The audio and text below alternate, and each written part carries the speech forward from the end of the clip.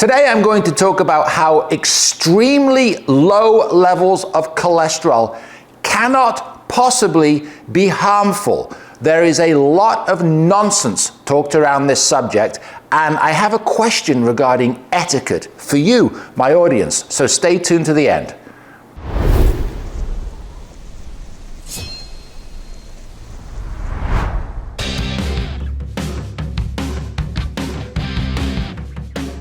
Before we get going, a quick reminder: heart attacks and strokes, #1 killer by far in the world. And what do I keep saying on my channel? Track your plaque.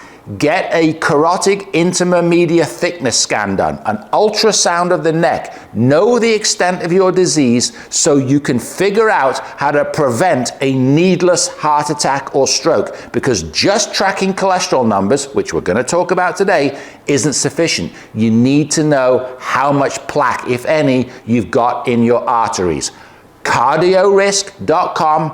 No affiliation, that's the company I use to get my CIMTs. You do repeat scans, that way you can check your progress and see if the disease is getting worse. Now, one of the things that I did during my 3-month elimination process, that's what happened, 10% of the plaque, the non-calcified plaque in my neck, my carotid arteries, I got rid of in 3 months. That is unusual, okay? And what I want to do with my channel is explain exactly what I did, in the hope that maybe you will get scanned and you will, pay attention and maybe even save your own life, right? One of the things that I did was drive my cholesterol levels, my so-called bad LDL levels, ApoB, which is a much better marker than LDL, down to physiologically low levels. Okay, that means the levels of a child, a toddler, a newborn baby, really, really low. I'm talking about in the 30s, 30 milligrams per deciliter, 30 to 40 for LDL and ApoB, using medications, because quite frankly, no one's getting down that low without some pharmacological help. Now, what we hear online so much of the time, influencers and even practitioners saying things like, it's not good, it's not healthy to have such incredibly low levels of cholesterol, because we need cholesterol for all kinds of essential life functions, right? We need it for the building of sex hormones, vitamin D, brain health, on and on and on. And it is such, I'm just going to say it like it is such an ignorant position to take physiologically, okay? But don't just listen to me. I'm going to play 5 minutes right now, of one of the world's leading lipidologists, Tom Dayspring, who will explain this and explain why that type of logic is ridiculous. So let's listen to Tom Dayspring, then I'm going to come back and add my own comments. Now, when I'm talking with cells, there are 2 types of cells in your body: brain and everything else below the brain. That's called peripheral cells. But even the brain and all the peripheral cells make all the cholesterol they need. Ergo, they don't need a delivery of cholesterol. When we measure cholesterol, we're measuring cholesterol that's circulating in the plasma lipoproteins. We're not measuring any tissue cholesterol level or so. So we have to extrapolate from a plasma cholesterol level. Are we injuring or hurting a cell by depleting plasma cholesterol? And if you listen to what I just said, cells don't need a delivery of cholesterol, then no, we're not.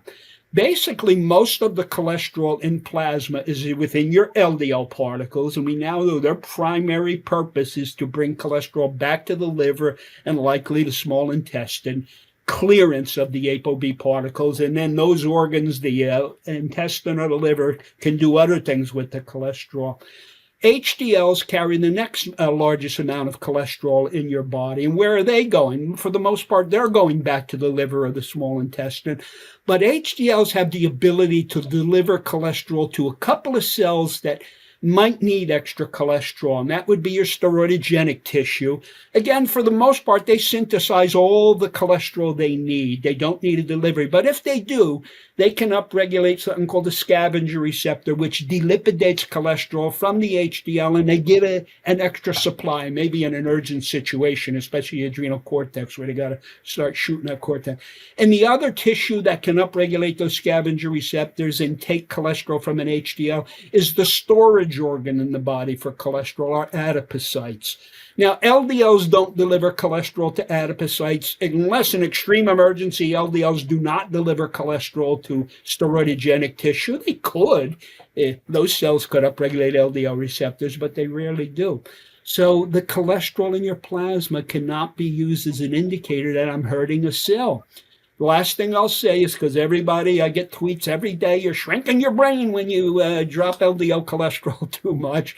Your brain starting in like the second and third trimester in utero, and certainly from the day you're born, synthesizes de novo all of the cholesterol it needs. It doesn't get a single molecule of cholesterol from anything carrying cholesterol in your plasma.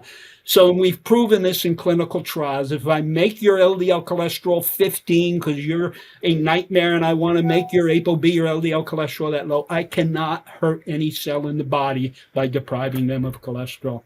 You might be thinking, well, then why the heck is cholesterol produced by the liver and shuttled into the blood within lipoproteins then?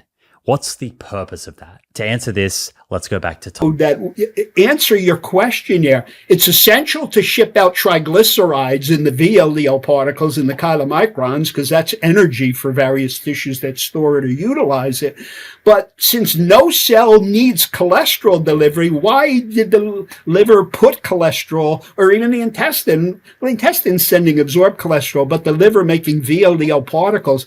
And it's basically to give structure and make the particles spherical so they're larger. It's serving a structural purpose, the cholesterol in the LDL particles and even in the VLDL particles. And they send the LDLs out. Why would they even send the LDLs out if they're not delivering cholesterol?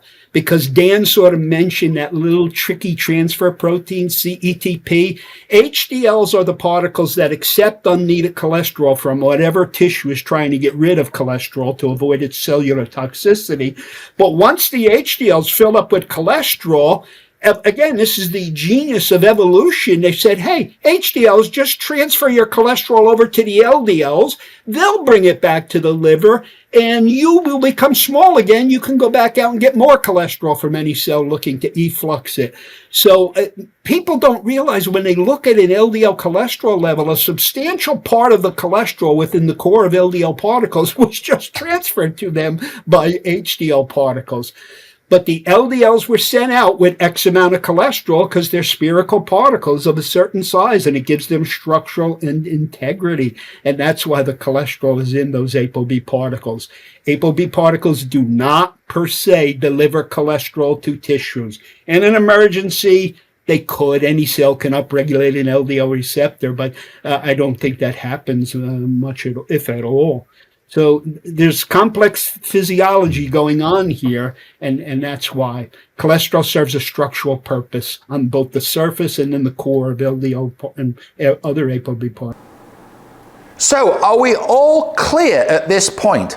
Our cells make all the cholesterol we need. Our brain synthesizes all the cholesterol that it needs. Okay, there's not a required delivery system of cholesterol in the plasma. This is physiology. Whenever I hear someone say things like, we need cholesterol for brain health, my instinctive reaction is to say, and what's your point?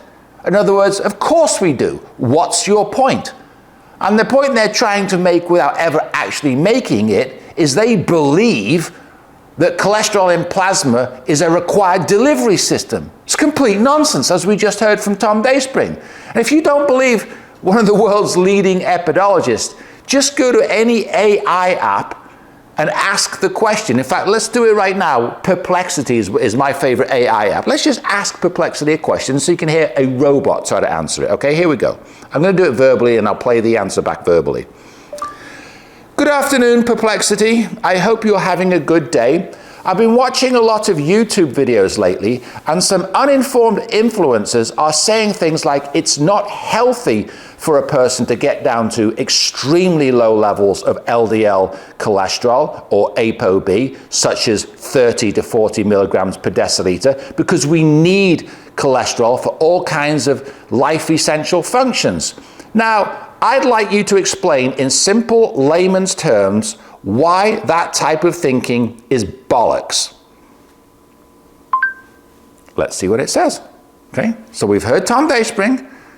Now it's thinking. AI is thinking how to explain it. All right, I'm gonna play the answer verbally because you can do that with Perplexity. Okay, let's have a look here. All right, this is a computer. If you don't want to believe the world's leading lipidologist, let's listen to AI. You ready? Goodness, bit of a long one this is. All right, I might have to cut it off because I don't want the computer talking to you for too long. Okay, here goes. LDL and ApoB levels of 30 to 40 milligrams DCL are entirely compatible with normal physiology. And in both drug trials and people born with very low LDL, these levels are associated with better health outcomes, not system failure. Key idea: need cholesterol does not mean need high LDL. Your cells do need cholesterol, but they mostly make their own on-site. They are not dependent on high levels of LDL particles floating in the blood. The brain in particular is walled off by the blood-brain barrier and runs its own independent cholesterol economy, synthesizing essentially all of its own cholesterol rather than importing it from plasma LDL. So we need cholesterol is true, but that does not imply we need high LDL in the bloodstream. Those are two different things. Evidence from very low LDL on drugs.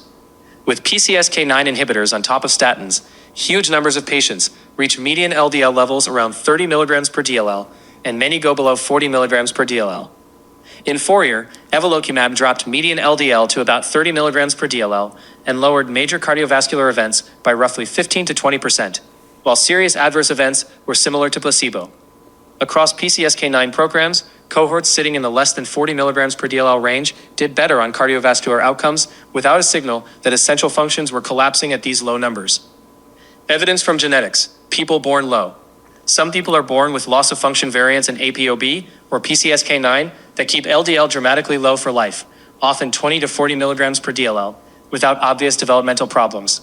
Large cohorts show these variants are linked to around 45 to 50 milligrams per DLL lower lifelong LDL and about a 50% lower risk of coronary heart disease, again without evidence that they are missing cholesterol for hormones, cell membranes, or brain function.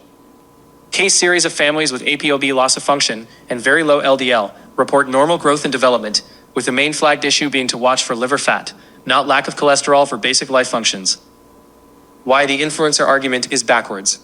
Though we need cholesterol for hormones, vitamin D cell membranes line confuses intracellular cholesterol synthesis, which is tightly regulated and sufficient at low plasma LDL, with circulating LDL levels, which mainly determine atherosclerosis risk.